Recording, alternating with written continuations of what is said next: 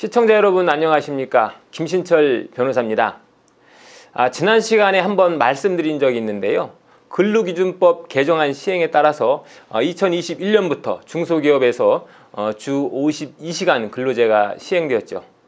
그래서 작년보다 오히려 급여가 줄어들게 되는 경우가 있는데요. 이런 채무자가 개인회생 사건을 신청할 때 어떻게 계획안을 짜야 할지 안내해 드린 적이 있었죠.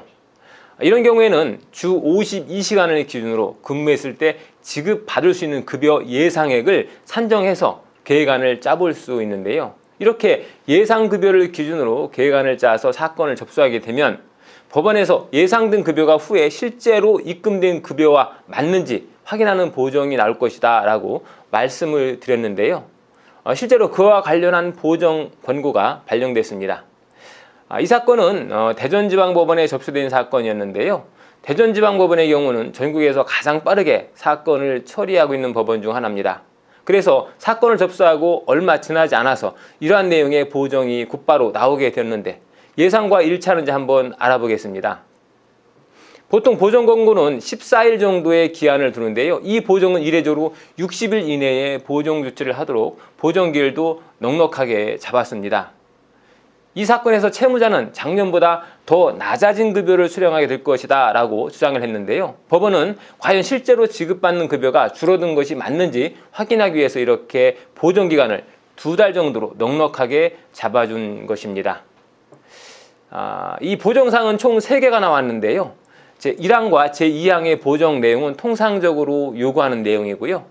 주 52시간 근로제와 관련된 보정 내용은 3항에 이렇게 권고하고 있습니다.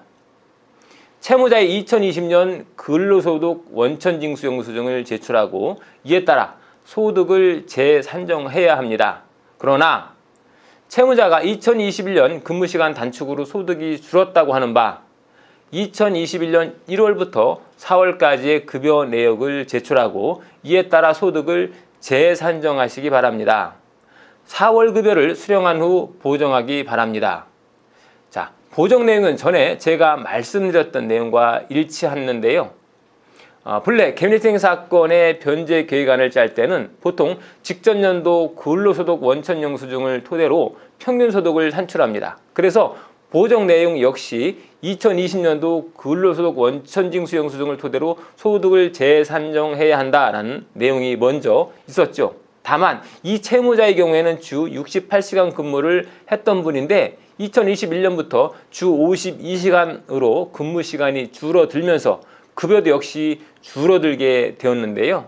법원도 이를 감안해서 1월부터 4월까지 지급받은 급여를 기준으로 급여를 재산정해라 하는 그런 보정을 낸 것입니다.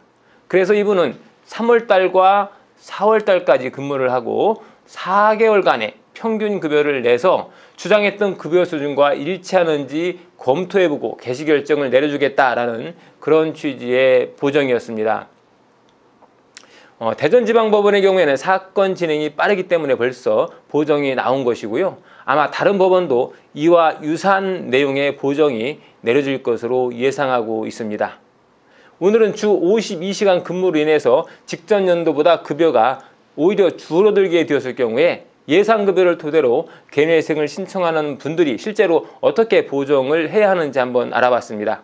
김신철 변호사였습니다. 감사합니다.